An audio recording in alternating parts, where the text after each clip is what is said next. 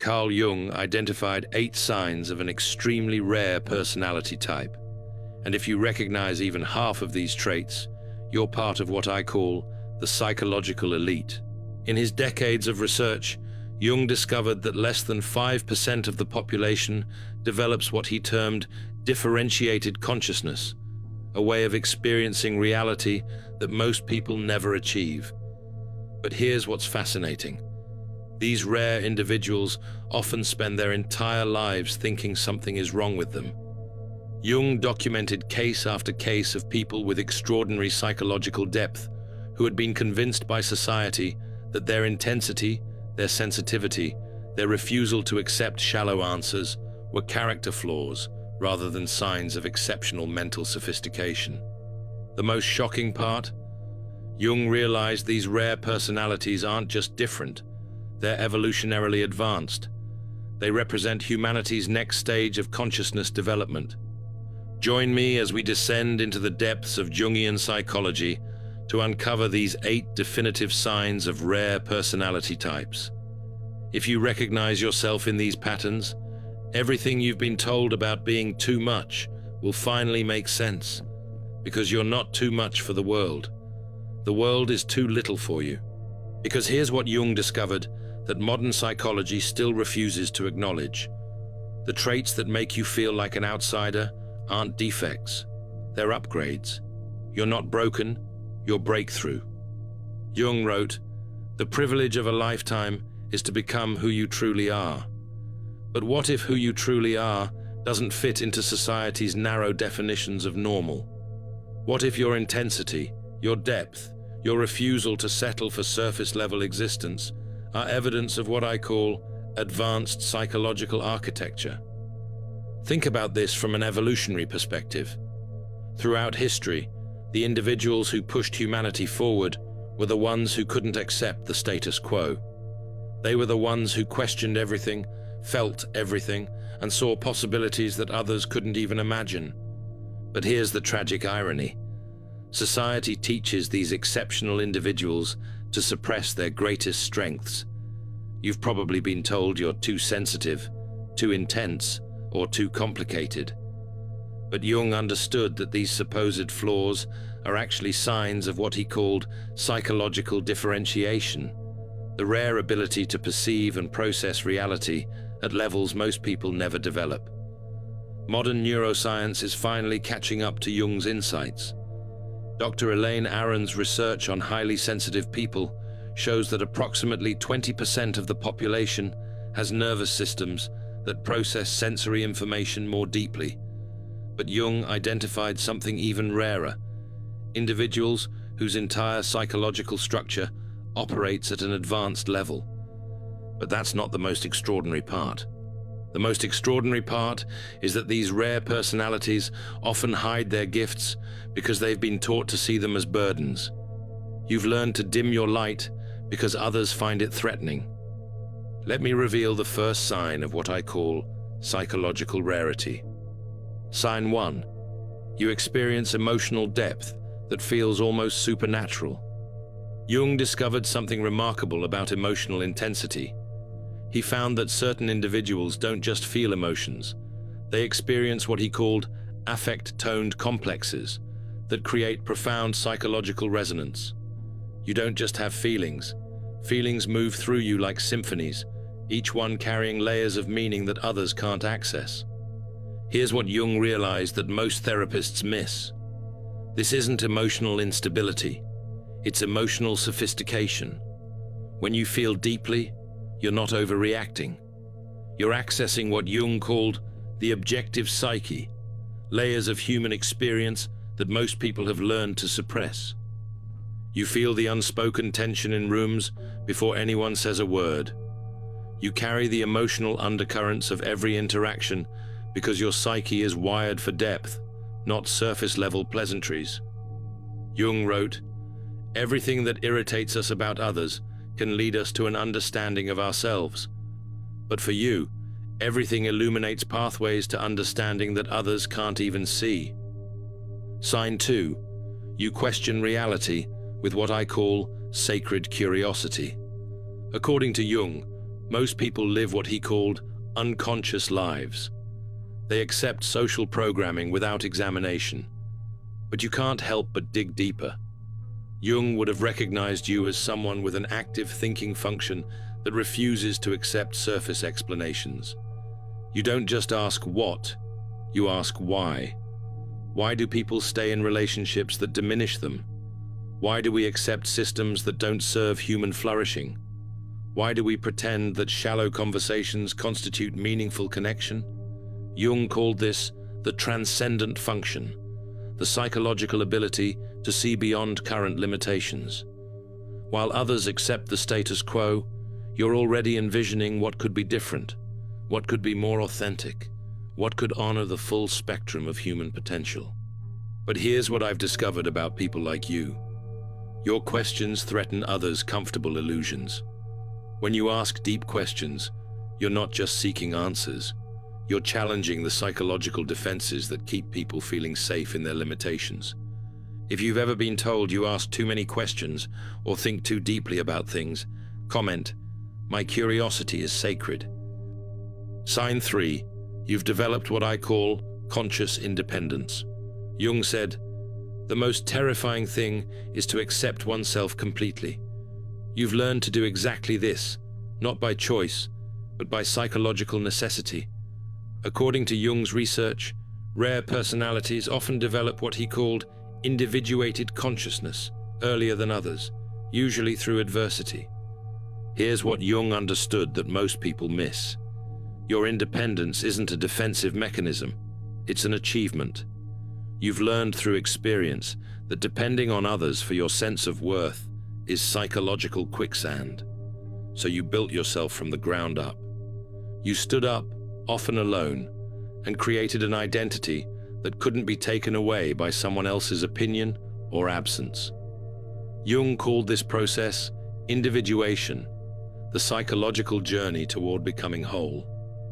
Most people never complete this journey because it requires facing what Jung termed the shadow, all the parts of yourself you've been taught to reject. Your solitude isn't loneliness, it's sanctuary. It's where you remember who you are beneath all the roles and expectations. Jung believed this self-knowledge is the foundation of all psychological health. Sign 4. You possess what I call hyperperceptive awareness. Jung revolutionized psychology when he identified intuition as a legitimate psychological function. He said, "Intuition is perception via the unconscious that brings forth ideas, images, possibilities, ways out of a blocked situation by a process that is mostly unconscious." You don't just observe people, you read their psychological signatures. You notice micro-expressions, energy shifts, the words they don't say. Jung would have recognized this as evidence of what he called active imagination, the ability to perceive beyond the obvious. When someone says they're fine, but their entire energetic field screams distress, you can't unsee it. When there's tension in a room that everyone else seems to ignore, you feel it in your bones. This isn't paranoia, it's psychological sensitivity operating at a level that most people never develop. But Jung warned that if you don't learn to protect this sensitivity, it will exhaust you. You end up becoming an unconscious therapist for everyone around you, regulating conversations and carrying pain that isn't yours to carry. Sign 5.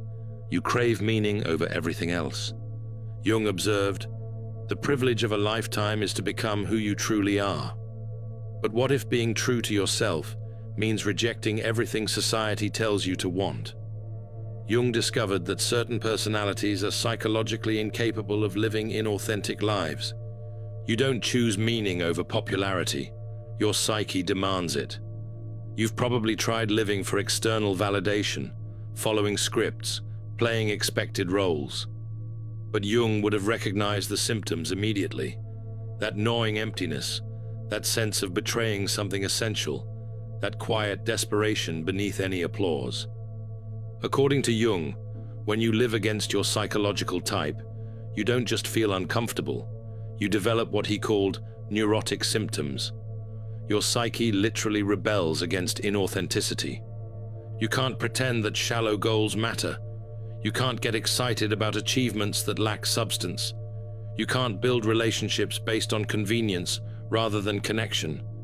Your psychological makeup won't allow it. But Jung identified something remarkable about people who prioritize meaning. They become what I call evolutionary catalysts for human consciousness. When you refuse to settle for less than authentic connection, you force others to confront their own inauthenticity. Sign 6. You've outgrown people and environments repeatedly. Jung said, "The greatest tragedy of the family is the unlived lives of the parents." But what happens when you refuse to live an unlived life? Jung discovered something profound about psychological growth. It's often a solitary journey. You've likely experienced the painful realization that people who once knew you don't anymore. Not because you've become difficult, but because you've shed layers of conditioning that no longer serve you. Jung called this process psychological death and rebirth. The friends who knew you when you were shrinking, when you were people-pleasing, when you were suppressing your truth, they remember that version of you. Sometimes they want that version back because it felt safer, more predictable. But you can't go back. Jung understood that psychological evolution is irreversible. Once you've seen behind the curtain of social conditioning, you can't return to unconscious conformity. If people seem uncomfortable with your growth and keep asking you to be who you used to be, comment, "My evolution is not negotiable." Sign 7. You create what I call transformational presence. Jung said, "The meeting of two personalities is like the contact of two chemical substances. If there is any reaction, both are transformed." But what if you're the type of person who creates transformation simply by showing up authentically? Jung identified a rare quality that some people possess, the ability to create what he called psychological holding space. When someone speaks to you, they feel seen in a way that's uncommon. You don't just listen to words, you perceive underlying emotional states. You don't offer quick fixes, you offer deep witnessing. You don't rush to judgment, you create space for truth to emerge. Jung understood that this level of presence is actually a form of psychological healing. But here's what I've observed about people with this gift. They often exhaust themselves by giving it too freely. You become so skilled at holding space for others that you forget to ask for space to be held yourself. Jung discovered something important about highly empathetic personalities. They often develop what I call helper syndrome, a pattern of unconscious self-sacrifice that ultimately serves no one. The work isn't to stop caring. The work is to learn discernment. Sign 8. You sense a purpose that can't be defined yet. Jung said, "Your vision becomes clear when you look into your heart. Who looks outside dreams? Who looks inside awakens. If you feel a persistent sense that you're meant for something more than the ordinary, Jung would have recognized this as what he called the transcendent function, your psyche's drive toward individuation and purpose. You feel it, that restless knowing that you have something to contribute, something to build, something to express. It might not be clear yet, but it's undeniable. Jung understood this as evidence of what he called creative potential-seeking expression. This isn't about fame or recognition. It's about alignment, the psychological necessity of living in harmony with your deepest nature. Jung found that people who ignore this calling often develop neurotic symptoms, anxiety, depression, a sense of meaninglessness. But here's Jung's most profound insight about purpose-driven personalities. Your calling isn't just personal, it's transpersonal. You're not just here to fulfill yourself, you're here to serve the evolution of consciousness itself. Jung spent his entire career studying personalities like yours. He called people with these traits what I term the differentiated individuals, those who have developed psychological complexity that allows them to see, feel, and understand at levels most people never reach. But Jung also identified the stages of development for rare personalities. Understanding where you are in this process is crucial for your continued growth. Stage 1. The unconscious outsider. You feel different, but don't understand why. You experience the traits, but see them as problems to be fixed, rather than gifts to be developed. You try to conform, to fit in, to be normal. But the psychological strain is enormous. Jung observed that people in this stage often develop what he called persona rigidity. They become so focused on appearing normal that they lose touch with their authentic selves. Stage 2. The awakening individual.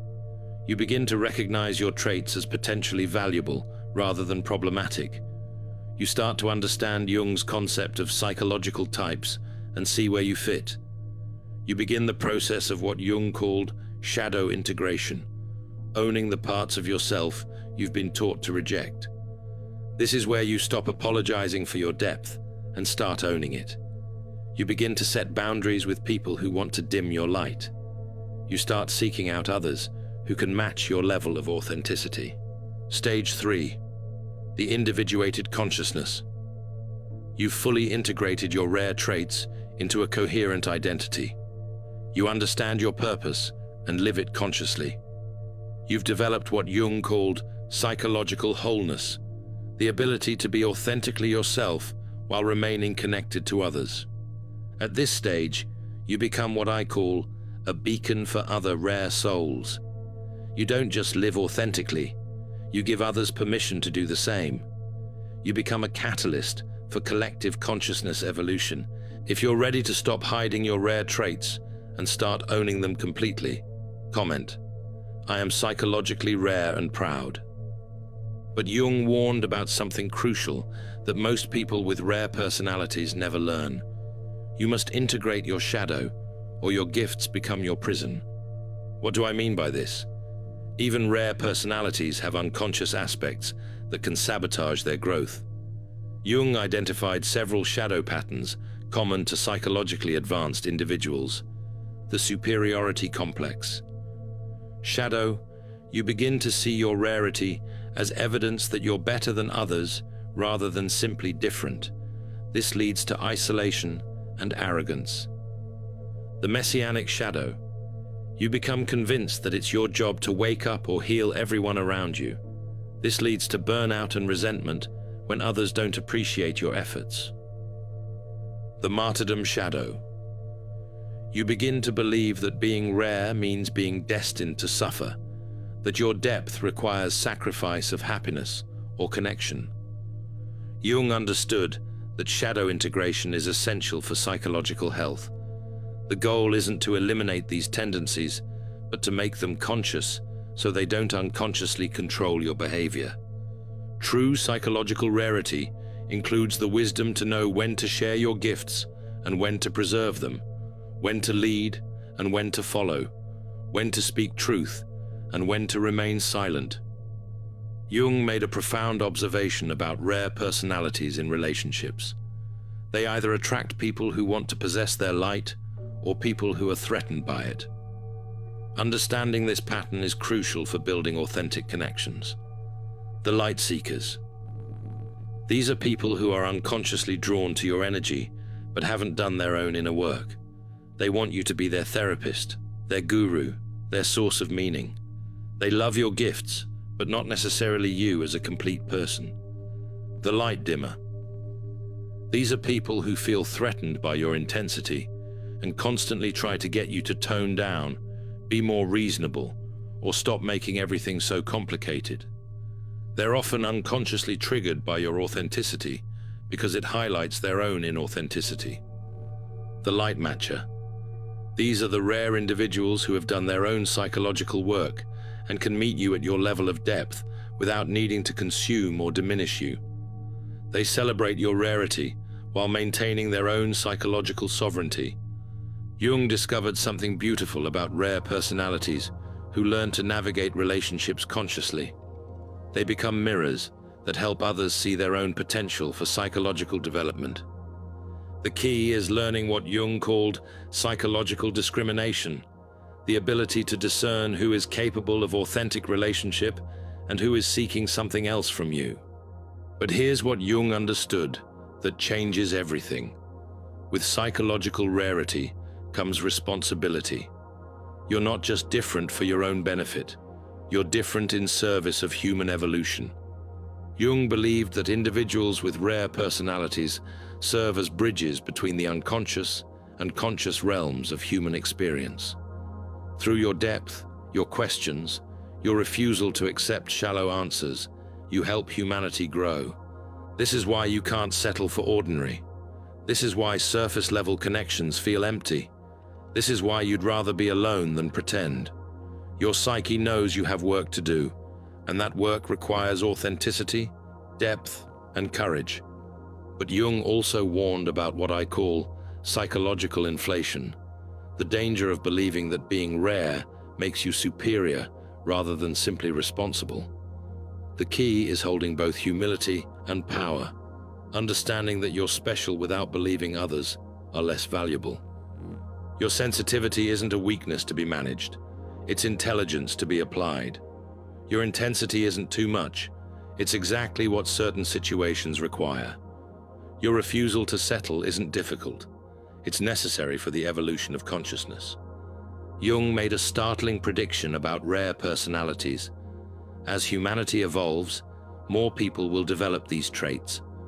What's rare now will become more common as our species grows in psychological sophistication. But that means you're not just personally rare, you're evolutionarily important. You represent what Jung called the leading edge of human consciousness. You're pioneering ways of being that others will eventually follow. This perspective changes everything about how you see your struggles. Every time you felt like an outsider, you were actually scouting new territory for human potential. Every time you've been criticized for being too much, you were demonstrating possibilities that threaten limited worldviews. Every time you've chosen authenticity over acceptance, you've expanded what's possible for human relationship. Every time you've refused to settle for shallow meaning, you've raised the bar for what life can become. Jung understood that psychological evolution happens through individuals like you who refuse to accept current limitations as permanent. You're not just living your life, you're expanding what it means to be human. But this comes with loneliness. You're often walking paths that few others have walked. You're solving problems that most people don't even recognize as problems. You're seeking connections that most people don't believe are possible. Jung's final insight about rare personalities was both challenging and liberating. You must learn to love your rarity without needing others to understand it. The goal isn't to make everyone see how special you are. The goal is to embody your gift so fully that you become a living example of what's possible when someone embraces their authentic nature completely. This means accepting that some people will never understand your depth. Some will be threatened by your questions. Some will want to diminish your light because it makes them uncomfortable with their own dimness. But Jung discovered something beautiful about people who fully embrace their psychological rarity. They become magnets for others who are ready to embrace their own uniqueness. You don't need everyone to understand you. You need to find the few who can match your level of consciousness and build a life with them. The world needs your questions, your sensitivity, your refusal to accept limitations as permanent. But you must give these gifts consciously, strategically, sustainably. You must learn to be both powerful and protective, both open and discerning. Jung wrote, "The most terrifying thing is to accept oneself completely." You're learning to do exactly that, and in doing so, you're giving others permission to accept themselves completely too. Remember what Jung identified about extremely rare personalities? The 8 signs we've explored aren't just individual traits. They're evidence of what I call advanced psychological architecture. Jung wrote in his final works, "The privilege of a lifetime is to become who you truly are." But for people like you, becoming who you truly are means accepting that you operate at a level of psychological sophistication that most people never develop. Your emotional depth isn't oversensitivity, it's emotional intelligence operating at advanced levels. Your constant questioning isn't negativity. It's consciousness refusing to accept limitations. Your independence isn't isolation. It's psychological sovereignty. Your hyper-perceptive awareness isn't paranoia. It's intuition functioning as intended. Your craving for meaning isn't impractical. It's your soul demanding alignment. Your pattern of outgrowing people isn't coldness. It's evolution in action. Your transformational presence isn't manipulation. It's authenticity, creating space for truth. Your undefined purpose isn't confusion. It's potential seeking expression. If even half of these signs resonated with you, you're not just different. You're part of what Jung believed was humanity's next evolutionary step. You're one of the people pushing our species toward greater awareness, deeper truth, and more authentic connection. Yes, it's lonely sometimes. Yes, it requires more courage than most people will ever need. But Jung believed that people like you are essential for humanity's psychological evolution. Your intensity isn't too much. It's exactly what the world needs to shake off its comfortable numbness. Your sensitivity isn't weakness. It's strength that can perceive what others miss. Your refusal to settle isn't difficult. It's necessary for progress. Carl Jung spent his life studying people like you because he understood something profound. You're not just living your own life. You're expanding what it means to be human. The world doesn't need you to be smaller, quieter, or more convenient. The world needs you to be exactly what you are, psychologically rare and proud of it. If you're ready to fully embrace your psychological rarity and stop apologizing for traits that make you extraordinary, comment below. I am evolutionary consciousness in human form. Share this with someone who needs to remember their own psychological rarity. And if you want to understand more about Jung's insights into the shadow side of sensitivity, check out my video on Final Warning to Empaths, They're Feeding on Your Light, where I reveal Jung's most disturbing discovery about how unconscious people drain the energy of psychologically advanced individuals. Subscribe because we're just beginning to explore the depths of what makes you extraordinary. Remember, you're not too much. The world is too little. And Jung knew that people like you are the ones who change that. Thank you for watching. See you in the next dimension.